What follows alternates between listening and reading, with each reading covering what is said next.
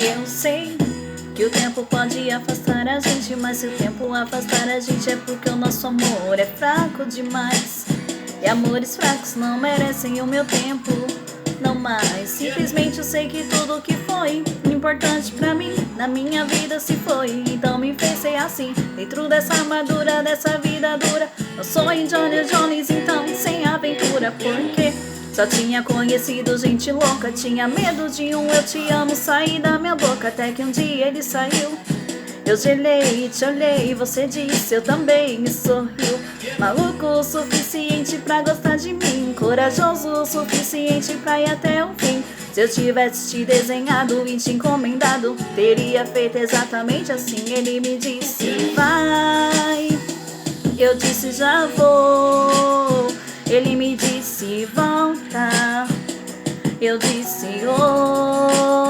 oi, que saudade de você debaixo do meu cobertor.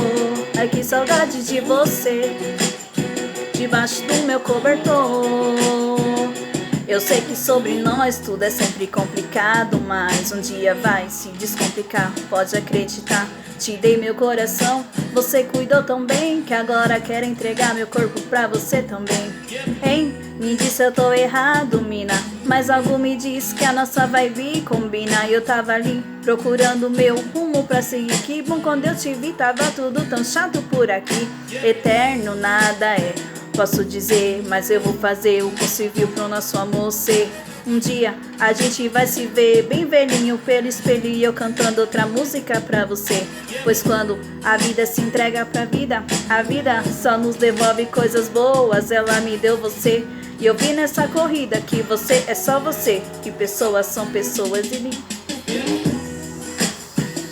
eu disse já vou, ele me disse volta. Eu disse oi, que saudade de você debaixo do meu cobertor. Ai, que saudade de você debaixo do meu cobertor. Eu sei que o tempo pode afastar a gente, mas se o tempo afastar a gente é porque o nosso amor é fraco demais. E amores fracos não merecem o meu tempo.